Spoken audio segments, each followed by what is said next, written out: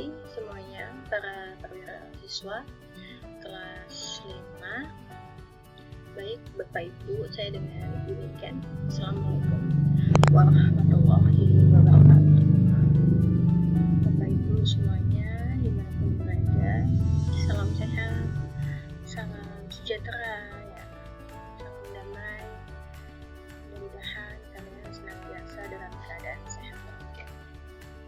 Oke, Bapak Ibu, untuk kali ini ya, saya bakal menyampaikan video conference saya mengenai safety, security, and service culture, khususnya implementasi di atas kapal itu seperti apa, di area kelautan itu sendiri, di industri maritim ya, khususnya ya, yang biasa kita sebut dengan budaya, keselamatan, keamanan, dan pelayanan di atas kapal. Baik, langsung saja untuk yang pertama, Bapak Ibu. Sebagai pengantar, ya, sebagai pengenalan, Bapak Ibu.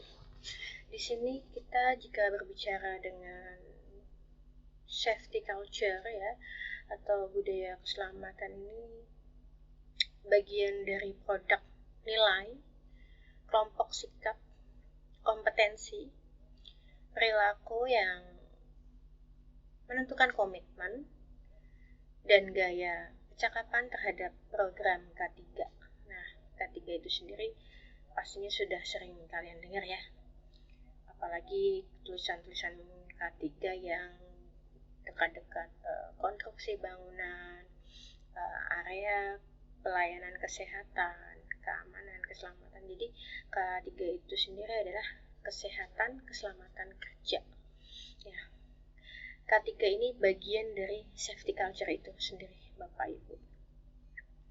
Nah, untuk organisasi dengan budaya keselamatan ini ditandai dengan komunikasi yang saling percaya, persepsi bersama tentang pentingnya safety ya, dan belief khususnya apa-apa saja sih langkah-langkah pencegahan, khususnya hal-hal yang mengarah ke indikasi atau resiko yang berbahaya menurut AXNI ya, tahun 93 seperti itu. Nah, di industri maritim sendiri, Indonesia merupakan negara maritim terbesar ya, dengan mempunyai pulau 17.504 yang membentang ya dari Sabang sampai Merauke dengan panjang pantai kurang lebih 81.000 km. Wow, luar biasa ya. Indonesia ini kaya akan pulau, kemudian area-area pelayaran. Ini adalah salah satu sebagai traffic situation teramai ya se-Asia Tenggara ya, seperti itu. Nah, menurut Undang-Undang Nomor 17 ya 85 tentang pengesahan negara kepulauan oleh PBB yang diakui oleh dunia internasional, Indonesia ini mempunyai kedaulatan dan keseluruhan wilayah laut Indonesia itu sendiri. Nah, di sini Bapak Ibu, peranan laut ini sangat penting untuk kita semua. Pertama ya, pemersatu masyarakat ya, dari masyarakat terpencil, terpelosok sekalipun ya, menjadi satu kesatuan bangsa ya, dengan mempunyai pemerintah yang di situ harus memonitor kita dari pihak penyelenggaraan sampai ke penegakan hukum ya, dengan ancaman-ancaman dan pemanfaatan serta menciptakan budaya keselamatan itu sendiri, keamanan maupun pelayanan di atas kapal. Jadi kalau kita bercermin Bapak Ibu, jika kita bicara soal safety culture, service ya, and security di atas kapal itu, Anda harus melaksanakan atau memenuhi bagian manajemen dari ISEM Code itu sendiri.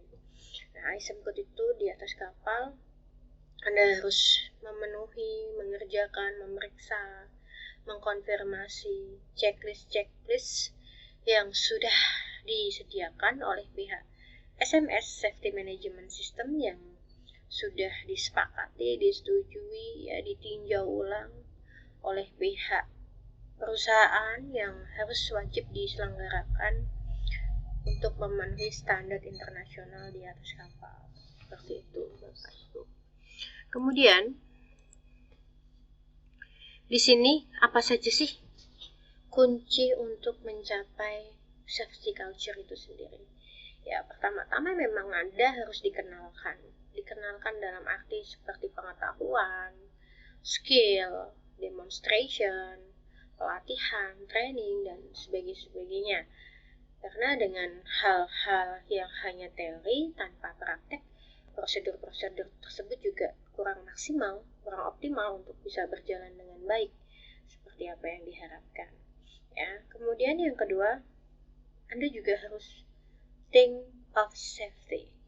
Artinya begini, mau di kapal, mau di darat, bahkan istilahnya ketika Anda tidur sekalipun, Anda harus memikirkan, apakah saya ini sudah dalam keadaan yang aman? Misal, contoh basic ya, Anda tidur itu pun di kapal ya. Saya contohkan Anda tidur di atas kapal, setelah dinas jaga Anda lelah, Anda butuh istirahat.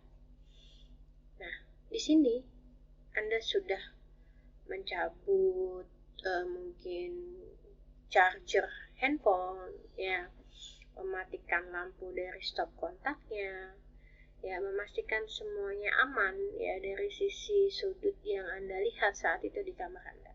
Tapi Anda tidak tahu bahwa teman Anda yang berdinas jaga saat itu sedang operasi bongkar muat tiba-tiba lalai sehingga ada kebocoran minyak dan menyebabkan ledakan di atas kapal.